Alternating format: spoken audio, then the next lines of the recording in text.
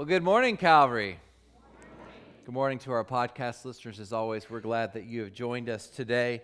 I got back from Haiti late last night, kind of early this morning. I didn't even have time to shave, so I'm wearing a little Haitian beard today. It'll be gone in about 4 hours, if those of you are wondering. I don't want to keep it. It's hot, and I want to get rid of it. But it had nothing to do with anything, but I just wanted to show that with you. I wanted to start this morning by showing you a few pictures of our Haiti trip, and I could spend easily an hour on that, but I just want to show you a few pictures. This one is of a boy that we met at one of the schools we're in. A team of 12 of us went, and I don't really know the boy's name. We only were there for about 20 to 30 minutes, but what I loved about this boy is he just came up to me, and he held my hand, and I was just like captivated in that moment, you know?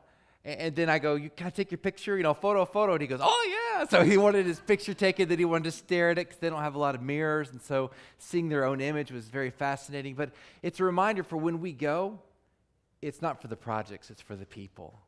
And with that in mind, let me show you another picture. This is the picture of the pastor. I'm not going to say his name. I would mispronounce it. But the pastor down at the church, I preached at it last week in Haiti. And it was a wonderful service. They're probably starting up right about now there, and they will have a very long service, and they will sing hymns, and they will make you all look like you are standing still and boring. And so it's a wonderful church service, and one of the things I love about that church service is if you fall asleep, they have a person who's designated to come and bop you on the back of the head. If you're interested in doing that position here at Calvary, please send email to serve@nate@calvarybc.net. And so, /bop. And so we're going to add that into our service repertoire. But it was an amazing week, an amazing group of people. And here's what I would say. If you can go, go. And maybe not Haiti, maybe for you it's South Dakota, maybe for you it's the Dominican Republic, maybe for you it's Honduras, maybe for you it's Kentucky, maybe for you it's that second world country we call Canada. We had a debate this week. We're in a third world country, and then there was a first world, and we were like, where's the second world country? And we didn't know at the time, and so we now know it's communist country, but we came to the conclusion about 2 o'clock in the morning it was Canada. And so if God has called you to that world, but wherever God has called you, here's what I would say: go. Expand where you go. And if you're willing to go, it will change your world view. And I think a lot of times we don't want to go because we're afraid. And that goes perfectly into the start of this new series. You see, we're starting this new series, and it's called Let Go. And the idea of this series is let go and let God. And there's things in our life that we have to let go of in order to allow God to fully move and to take hold of our life. And while we weren't originally going to start with this topic, I had it switched because I think this is the perfect starting point for this series. It's let go of fear. Let go of the fear that is in our life to allow God to do His work. Because I've been around the world some, and I've been around our culture, and I've been around the United States of America. And let me just tell you, this idea of fear is pervasive and it's dominant. And I think as Christians, we should not fear anything but God Himself and maybe a hot stove. You know, it's okay to fear the hot stove. We teach our kids, don't touch the hot stove. Be afraid of it because it can scald you. It can burn you. And somehow we translate that into an adult as we should be afraid of everything in our world. And I would say that I don't think that's the Christian worldview. We need to let go of our fears so that we can allow God to use us in whatever comes our way. Let go. And let God take captive of your life. Let go of the fear that you are facing and let God move in. The reason we don't have to teach this is because, the reason we need to teach this is because fear is one of the 5 primal emotions that all human beings feel. Go to any culture, they know love. Go to any culture, they know anger. Go to any culture, they know the idea of fear. But fearing God is good, because that allows us to find our best plan for our life. But fearing the world is not what it means to be a follower of Christ. And to look at that a little more, we're going to look through the life of Peter. in the story of Matthew chapter 14 when he walks on water. And I'm going to give you a little background of that in a minute, but because I was in Haiti, I messed up and didn't send our notes in, so we're not even going to have the words on the screen today. So if you have a Bible, find a Bible. If you have a smartphone, open it up to Matthew 14. There should be one around you about every other seat. We'd love for you to turn there. I'm reading out of the Holman version. If you got one of those smart versions that has 62 versions, I'm reading out of HCSB version on the phone. And we're going to read that in just a moment in Matthew chapter 14. But before we do, I want to talk a little bit about the life of Peter. Peter was a guy who knew what it meant to let go, right? When Jesus finds Peter and asks him to be a follower of Christ, he's literally fishing. And when he let go, he really let go. When he let go, he said, I'm all in. And sometimes we don't really do that. We think, I'm going to let go of my life and I'm going to follow Christ. I'm going to be a follower of Jesus. And Monday morning rolls around and our life hasn't changed. To be a follower of Christ means that your life has to change. When Jesus finds Peter, he is fishing. And as he is fishing, he says, come and follow me. And Peter didn't say, and his brother didn't say, hold on, I got to fold up the nets. I got to find someone to give the nets to. I got to go back and tell Pops, see you later. He just drops it right there. It's like he was gone. One moment he was there, and then he was just gone. And the only thing that remained was the net that was on the ground. And he said, I'm all in, and I am following God wherever he wants me to go. Do we do this? Do we really understand that this is the call of what it means to be a follower of Christ? You see, when God calls us to follow him, he calls us to leave the world we know. Did you get that? In order to be a follower of Christ, you have to leave the world you know, both literally and figuratively. You see, when I was a little boy, I knew my world. And I knew my world really well. And when I became a follower of Christ, I said, I'm going to leave the world I know. And as you grow up, this may be even more difficult. But when you follow Christ, he's saying, I want you to leave the life you are living. And I want you now to live a new life. Here's the problem. Sometimes we don't really want to do that.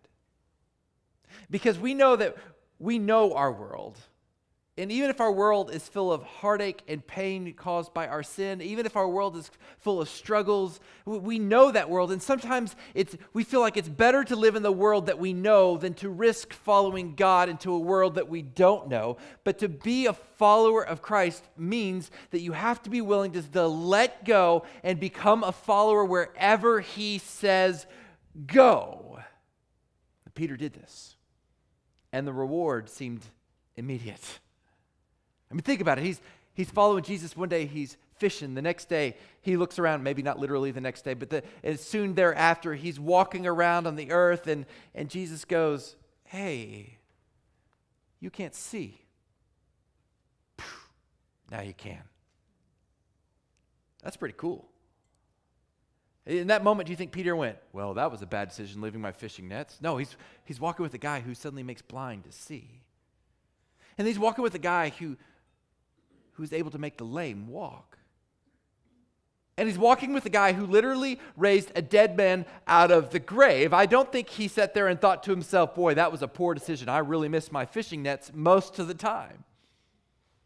But as we pick up the story in Matthew 14, he's already witnessed most of those things. And in Matthew 14, we see an enormously long and emotional day.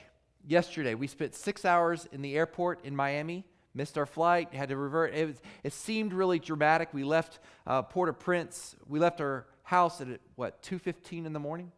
Got in at 1 last night. It was a long day. Let me tell you, that day didn't hold a candle to the day that Jesus went to. This day that I'm about to share with you is probably one of the longest days in the story of Jesus. You see, Jesus found out in the morning that his friend John the Baptist had died. And now Jesus was 100% fully God, but he was also 100% fully human. And in that moment, in that moment, he grieved the loss of his friend as you and I would, and he wanted to get alone. His friend had passed away, and he wanted to get alone, and as he wandered off to be by himself, guess what happened? The people remembered the stories of Jesus, and they followed him. So he found himself in the midst of this remote place teaching. That's another thing Peter saw. He got to see some of the greatest teaching in the world. I mean, with all due respect to Billy Graham and Rick Warren, they didn't hold a candle to Jesus' sermons, right? And as he was teaching them, because he had compassion on them, there were about 5,000 men plus women and children. So as many as 15,000 people were there. He taught them for hours after losing a dear friend. Can you imagine the emotional toll? And he looks out and someone says to him, "Hey, Jesus, we're outside of the delivery radius of Jimmy John's. If we were one block closer, Domino's may come, but they won't come. Anybody ever been there? That's so annoying. What do? They're all going to starve." And we sit there and go, "Yeah, well, we don't know hunger. They knew hunger. What do we do?" And Jesus says, "Well, I've been teaching you. That's good. And, do we have anything? Well, we have a few loaves and fish." And he goes, "Bring it to me." And the same day that he found out that his friend had passed away, and after hours of teaching, Jesus takes these few loaves of fish and these few loaves of fish, I'm tired, people, loaves of bread, and these few fish, and he breaks them and he feeds them, and he has enough for 12 baskets left over. I don't think at any moment during that story, Peter's going, "Wish I hadn't followed Christ today." But Jesus, after all of that, finding out the emotional struggle of his friend dying, after teaching for hours, after providing food for thousands of people, after all of it, the end of the day was drawing nigh, and he was tired, and he wanted to be alone with his Father, and he knew he needed to pull back and recover and recoup. And so he sent his disciples on ahead in a boat while he stayed back to pray. And we pick up the story in Matthew 14, verse 22.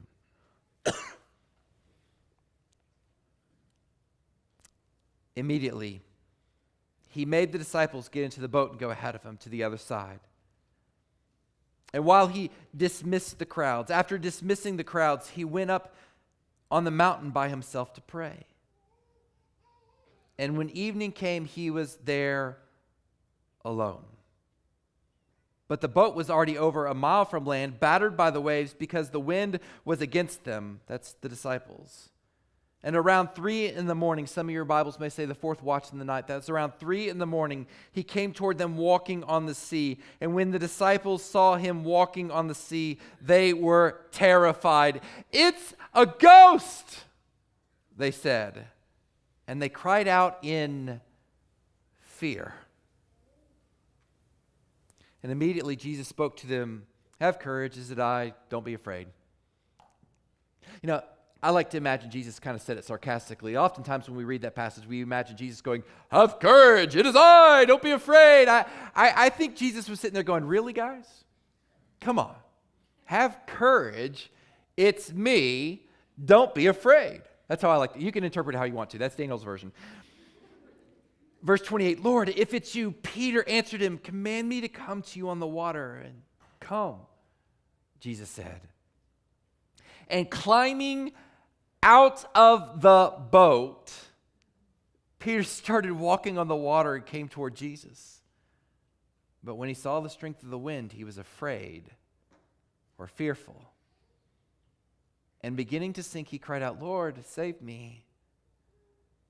And immediately Jesus reached out his hand, caught hold of him, and said to him, "You of little faith, why did you doubt?" And when they got into the boat, the wind ceased. Then those in the boat worshipped him and said, "Truly you are the Son of God."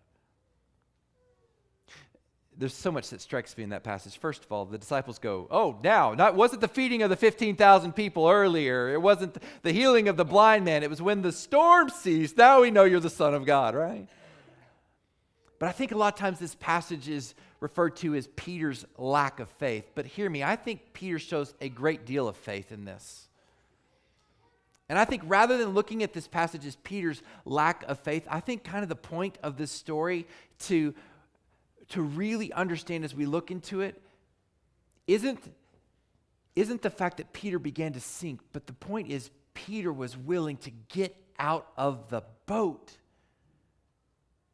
And Jesus was saying to them, there's going to come a time, there's going to come a need when you're going to have to get out of the boat. And when you do, don't start to sink. Keep your eyes on me. Let go of those fears and focus on me.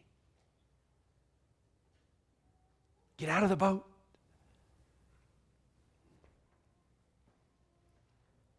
He calls us to leave the world we know.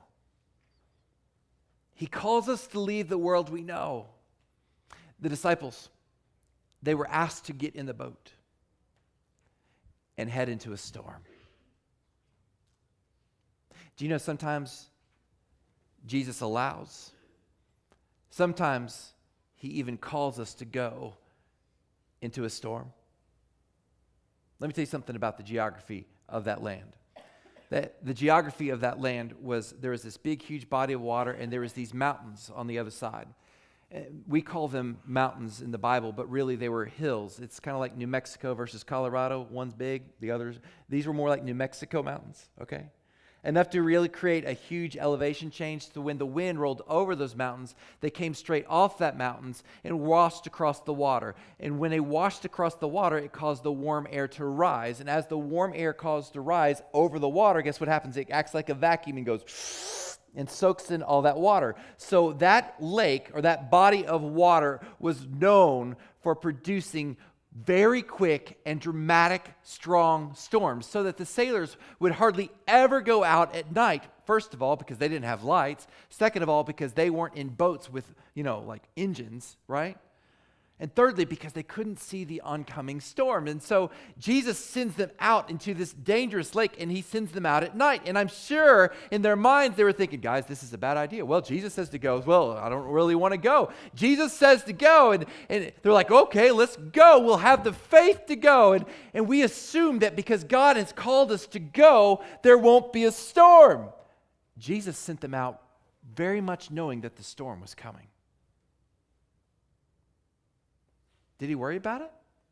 I don't think he did. You know why I don't think he did? Because the Gospels, Matthew, Mark, Luke, and John, they're called the Gospels. They tell the same story from different versions. This story is told in two of the other Gospels. In one of the other Gospels, it says, as Jesus was walking by the boat, intending not to stop, but to go to the other side. So Jesus was planning on walking right by them until they saw him, and they went, oh, it's a ghost. Oh, no, it's Jesus. Jesus! And he went, oh. Hence again, the sarcasm. It is I, don't be afraid, So he stops and comes to them. You may not hear this from some preachers, especially the prosperity ones, but theologically, you do realize that following Christ does not always mean cake and ice cream. And sometimes he sends you into the storm. Sometimes he sends you into the storm. Why would he do that? Storms point people to Jesus.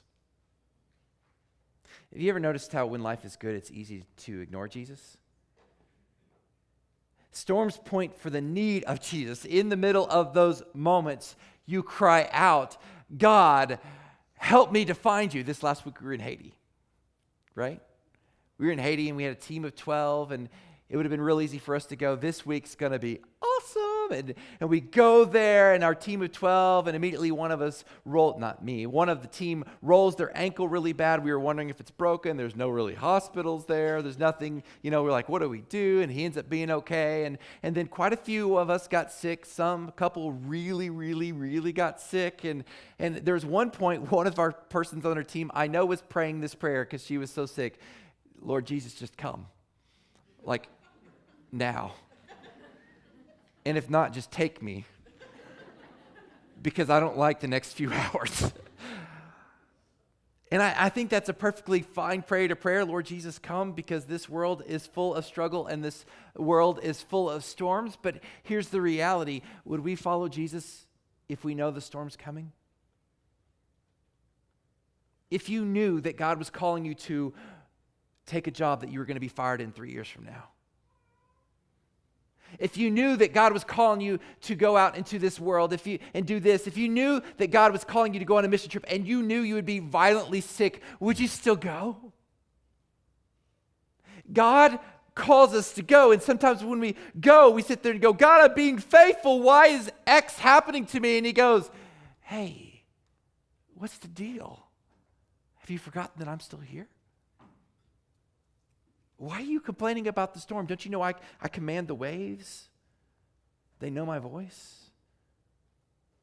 That the stars in the sky hang there because I placed them there. That the earth spins around this thing that you call the sun because I command it to. And if I ever don't want it to, all I have to go is stop, and it will all stop, and the world would cease to exist. What are you afraid of?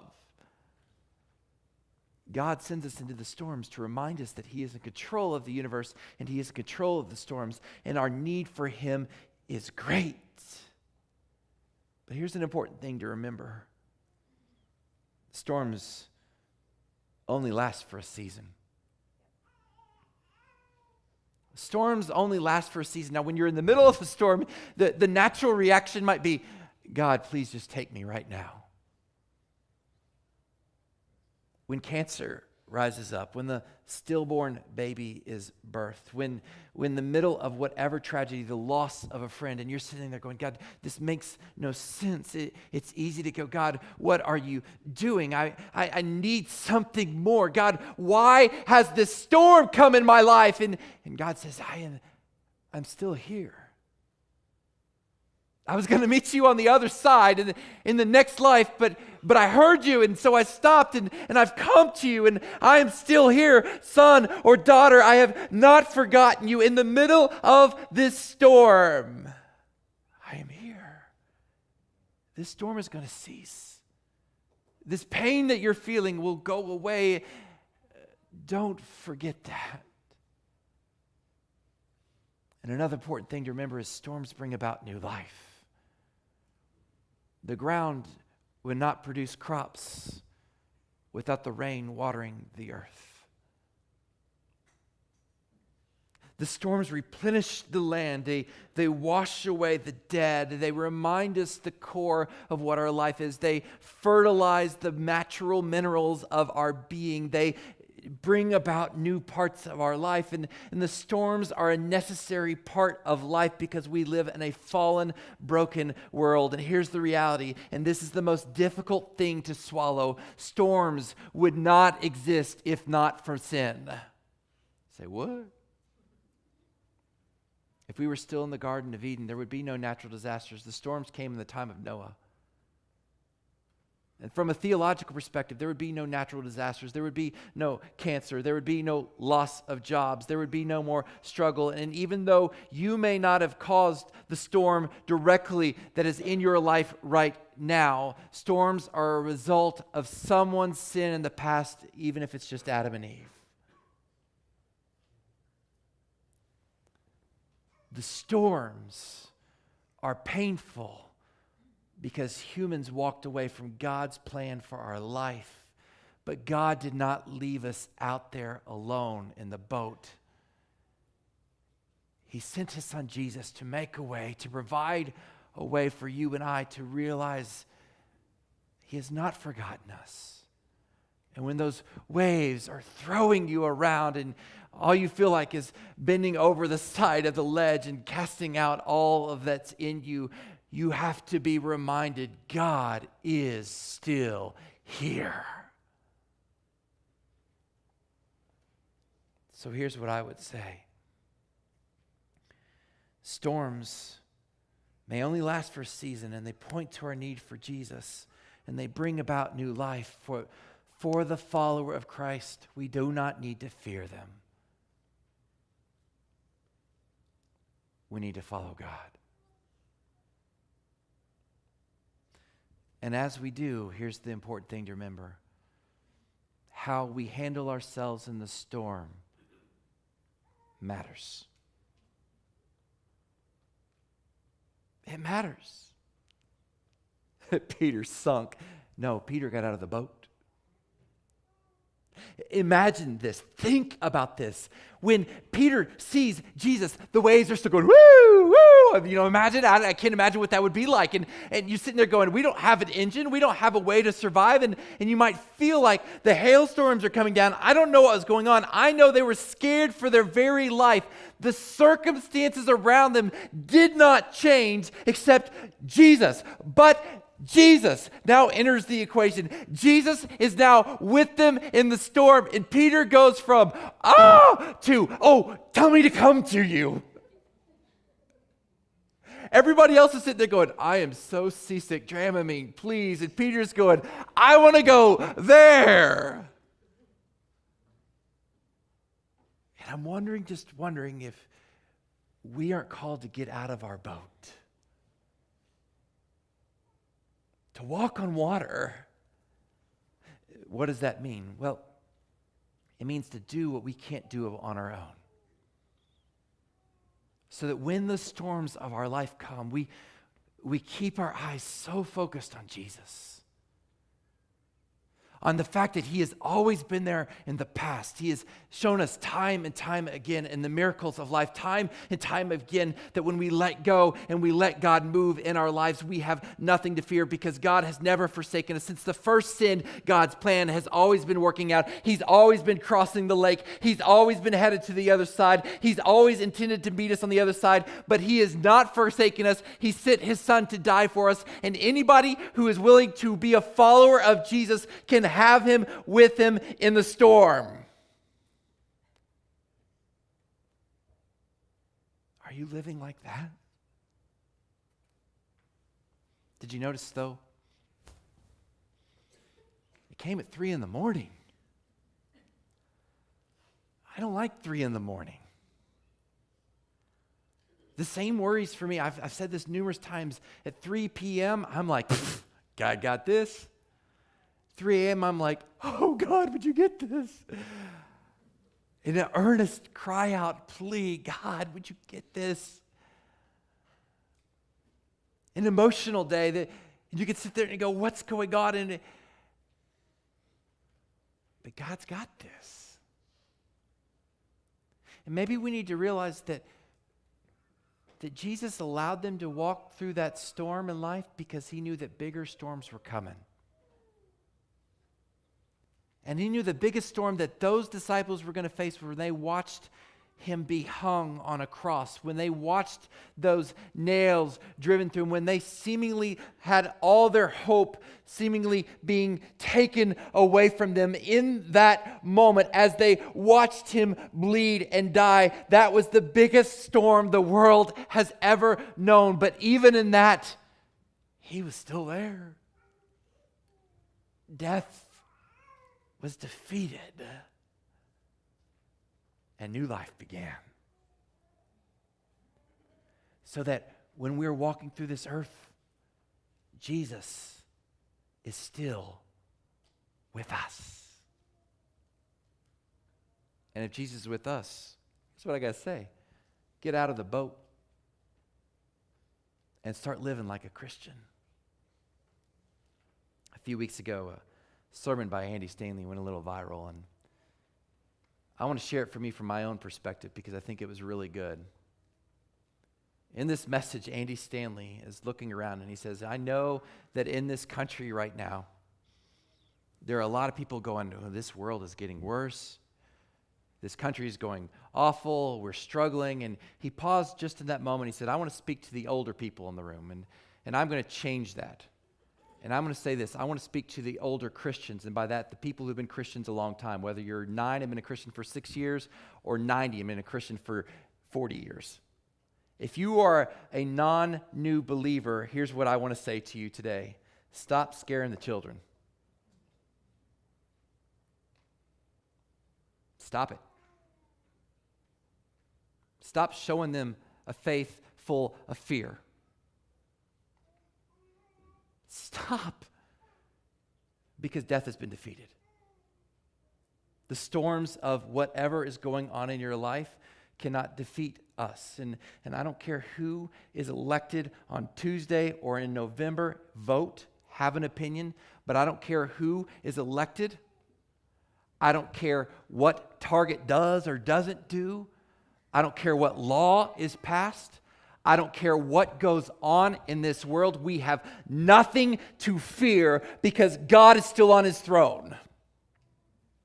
And we need to act like it. And we need to grow up and be mature in our faith and prove to this world that following Jesus means we can walk on water in whatever storm comes our way. And if they martyr me on the cross, let it be known I want to do this for the glory of his renown. I have nothing to fear. We fear because we want to be in control of our life. Sometimes you got to go across the water into a storm, not knowing how it goes, just knowing that Jesus is walking next to you in the boat, and he's going to say, come on, get out of the boat and walk with me. We trust in the power of the cross.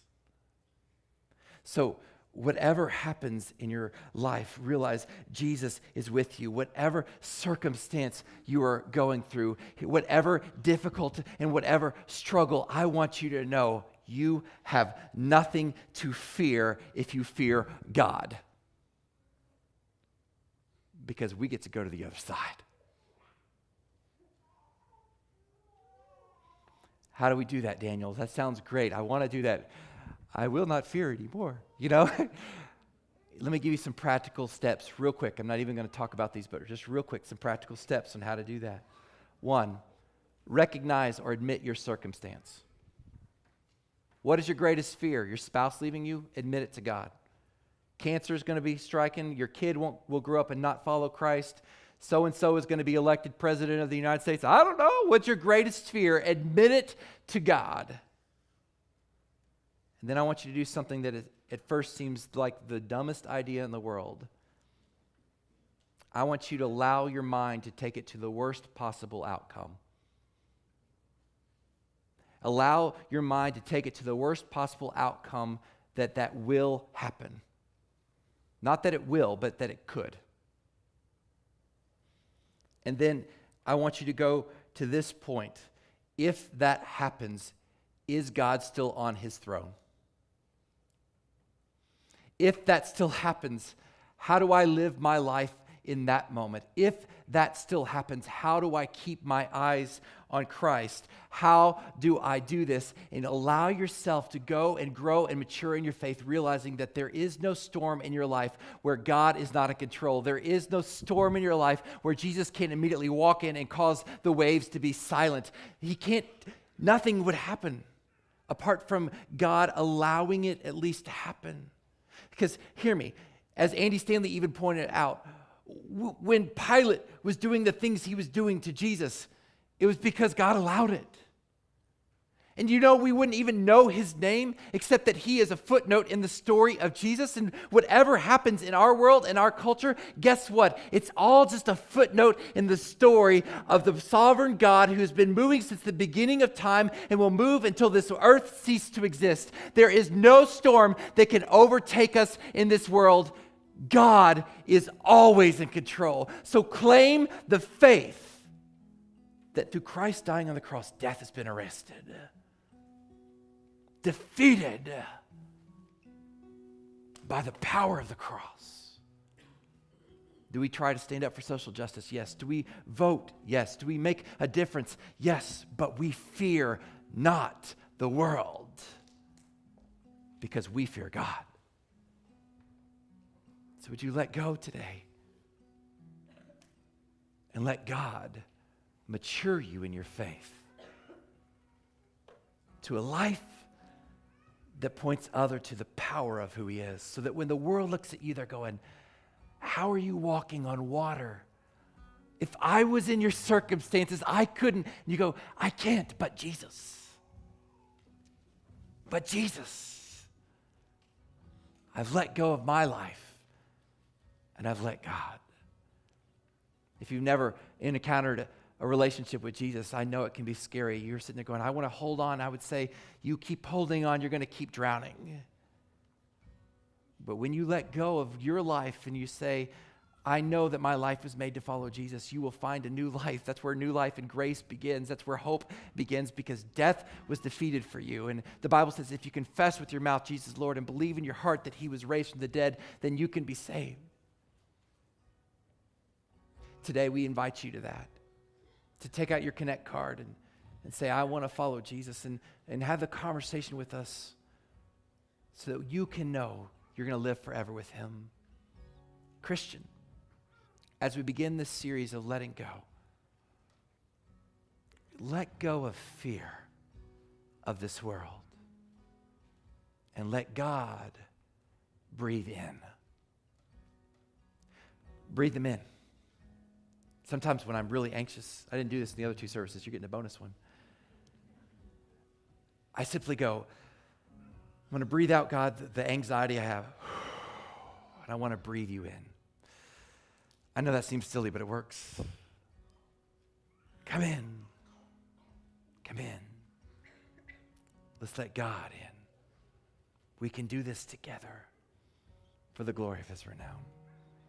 Death has been arrested. So as you respond this morning, maybe you want to kneel. Maybe you want to stand up and sing. Maybe you want to go write fear on the cross and leave it there. Maybe you want to respond, allowing God to speak to you today, knowing death has been defeated and new life is here.